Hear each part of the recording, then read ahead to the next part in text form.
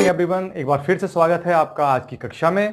तो आज जो हम कराने जा रहे हैं वो विभाजन सूत्र के, हमने जो पिछली वीडियो में आपको विभाजन सूत्र बताया था उस पर आधारित प्रश्न, जो 7.2 के कुछ विभाजन सूत्र पर आधारित प्रश्न हैं उनको हम कराएंगे। ये परीक्षा की दृष्टि से काफ़ी इंपॉर्टेंट होते हैं, तो इन प्रश्नों को आपने बहुत अच्छी तरह से समझना है। तो आइए आज हमारे साथ उन प्रश्नों को करते हैं। हम आपको प्रश्नावली 7.2 के कुछ प्रश्न आपको कराएंगे जो विभाजन सूत्र पर आधारित हैं। तो पहला जो इसमें प्रश्न है, उस बिंदु के निर्देशांक ज्ञात कीजिए जो बिंदु -1, 7 और 4 और -3 को मिलाने वाले रेखाखंड को 2:3 में विभाजित करता है। तो विभाजन सूत्र हम पहले बता चुके हैं पहली वीडियो में, और जिसने वो वीडियो नहीं देखी है तो हम उसका लिंक जो है डिस्क्रिप्शन बॉक्स में डाल देंगे, वहां से आप देख सकते हैं। तो आज फिर मैं आपको रिकैप्चुलेट कर देता हूं कि विभाजन सूत्र क्या था। विभाजन सूत्र में हमने आपको बताया था कि एक रेखाखंड आपका, जैसे कि ये P है और ये आपका Q है, इसको यहां पर एक बिंदु PQR मान लेते हैं, इसको M1 और M2 अनुपात में ये इसको विभाजित करता है। ये हम आपको यहां पर इसे X1 मान लेते, ये Y1, ये X2 और ये Y2। हमें R के निर्देशांक निकालने होते थे X और Y, तो हम जैसे X का निकालते थे तो क्या सूत्र होता था, इसकी पहले इससे करते थे, यानी कि M1 X2, फिर M2 की किससे करते थे, M2 X1, फिर इन दोनों को जोड़ देते थे M1 प्लस M2।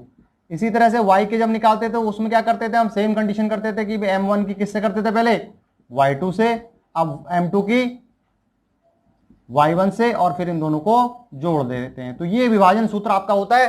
तो इस पे आधारित ये प्रश्न आ गया आपका। अब मैं प्रश्न संख्या 1 पर आता हूं, जिसमें कि आपको बिंदु क्या दे रखे हैं, यहां पर ध्यान दीजिए।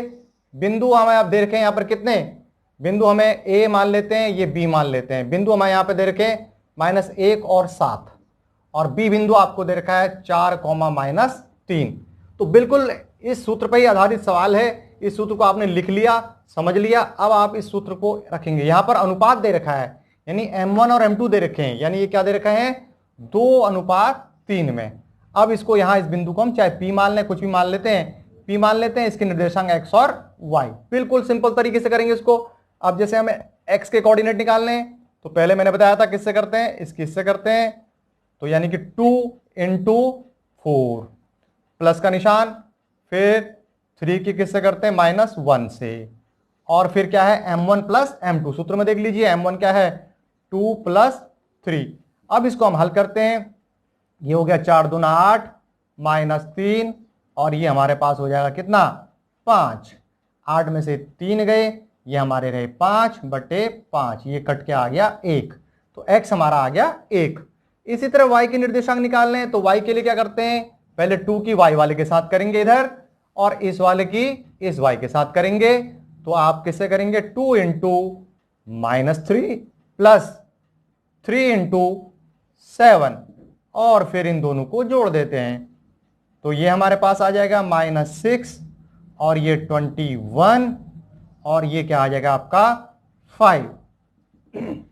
अब इस तरह से आप इसको घटा देते हैं। यहां 21 में से 6 गए, ये बचे आपके 15/5, 5 × 15। तो हमारे पास निर्देशांक हमें निकालने थे यहां पर। तो वो जो P बिंदु है उसके निर्देशांक X क्या निकला है, 1 निकला है, और Y क्या निकला है, 3 निकला है। तो हमारे पास ये इसका उत्तर आ जाता है। तो इस तरह से प्रश्न आप कर सकते हैं।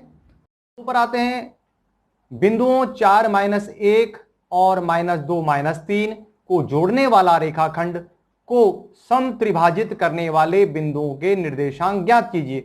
अब थोड़ा डिफरेंट क्वेश्चन हो गया ये, और इंपॉर्टेंट भी है, एग्जाम में आता है कि बिंदु दे रखे हैं और वो जो रेखाखंड है उसको 3 भागों में बांटा। अब तक तो हमारे 2 भागों में बांटने वाली बात थी, अब 3 भागों यानी समत्रिभाजित, यानी कि समान 3 भागों में वो बांटता है। अब रेखाखंड क्या है, तो पहले रेखाखंड आप बना लेंगे बहुत आसानी से। आपके A के जो निर्देशांक दे रखे हैं वो 4, -1 है, और B के जो निर्देशांक है -2, -3 है। अब ये निर्देशांक आपको दे रखे हैं, और अब आपको क्या है कि वो रेखाखंड समत्रिभाजित, यानी 3 भागों में वो बांट रहा है। यानी एक भाग ये हो गया, ये हो गया, 3 भाग हो गए। एक इसे हम मान लेते हैं A, इसको मान लेते हैं हम P मान लेते हैं, और इसे Q मान लेते हैं। यानी 2 बिंदुओं पर, यानी कि ये यहां पर इसको कर रहा है और एक यहां पर विभाजित कर रहा है। तो एक हिस्सा 2 और 3, तो समत्रिभाजित का मतलब आप सभी बच्चे समझ गए होंगे कि 3 भागों में वो बांट रहा है। अब आपको P के निर्देशांक निकालने हैं और Q के निर्देशांक निकालने हैं। तो आप P के निर्देशांक सबसे पहले आप देखिए, इधर P के निर्देशांक के लिए जो अनुपात की बात है, क्योंकि अनुपात जरूर चाहिए आपको, भाई सूत्र में अनुपात नहीं होगा तो अनुपात कैसे पता चलेगा। आप देखिए AP यानी PAP और PB का अनुपात क्या होगा। पहले हम Q को भूल जाए, भी Q को हमने पहले P निकाल लें। तो P के लिए आपका इधर कितना हिस्सा है, ये एक हिस्सा है, और इधर P के बाद कितने हिस्से, 1 और 2। तो यानी कि अनुपात हो गया 1:2, यानी P के लिए जो अनुपात हुआ वो हुआ 1:2। यानी किसका अनुपात हो गया, ये AP और PB का अनुपात क्या हो गया, 1:2।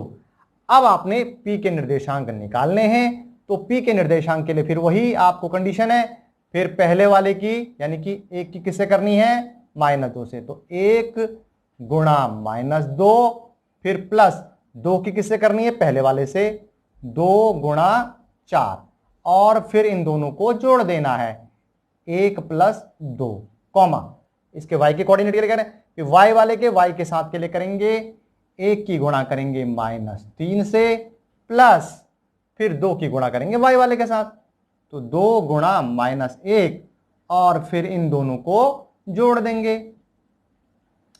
तो P के जो निर्देशांक बनेंगे हमारे वो आ गया -2 = 2 और 4 दूना 8, और ये हो गया आपका 3। इसी तरह ये हो गया -3 = 3 -2, और ये हो गया आपका 3। और इस तरह से इसको हल करेंगे, ये हमारे पास हो गया 8 में से 2 गया, ये बचा 6/3, और ये हो गया -5/3। अब ये कटता काट दो सरलतम, यानी 2, ये तो कटेगा नहीं, तो P के जो निर्देशांक आ गए 2 - 5/3। तो बहुत आसानी से आपने P आपने देख लिया है। अब हम बात करते हैं Q की।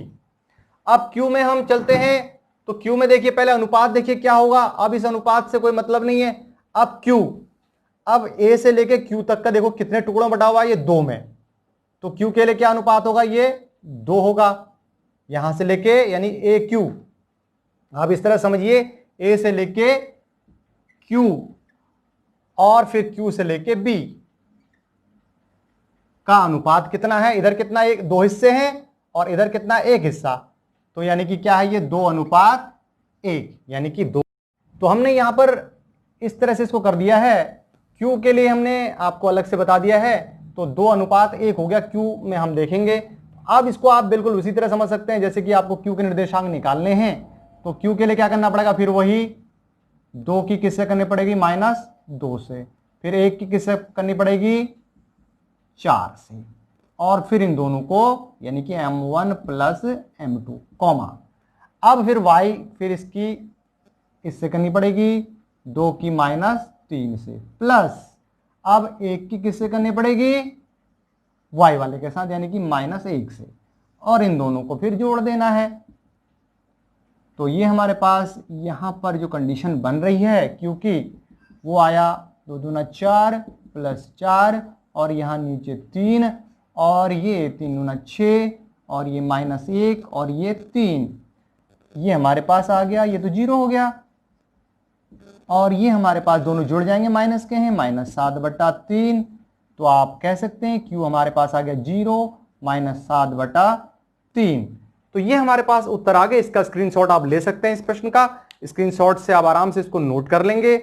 बहुत अच्छा प्रश्न है। इस तरह विभाजन वाले दोनों तरह के सवाल मैंने करा दिए, एक सिंपल वाला था और एक जो है समत्रिभाजित, यानी 3 भागों में बांटना। इसी तरह से आपको 4 भागों में बंटवा सकता हो, 5 भागों में, कितने भागों में बंटवाएगा तो आप इसी हिसाब से आप करते चले जाएंगे। अगर इसमें एक भाग और कहता कि भी इसको 4 भागों में बांटो, तो आप इधर जैसे 1 है तो इधर 3 टुकड़े हो जाएंगे, तो 3। तो इस तरह से अनुपात आप खुद डिसाइड कर सकते हैं। तो ये प्रश्न मैंने जो है आपको करा दिया है। तो आज आपने सीखे विभाजन सूत्र कुछ प्रश्न। तो ये बहुत अच्छे प्रश्न है और एग्जाम में आते हैं, तो इन प्रश्नों को आप बहुत अच्छी तरह से कर लें। बाकी के अन्य इस प्रश्नावली के प्रश्नों के लिए आप अगली वीडियो में देखेंगे। तब तक के लिए धन्यवाद।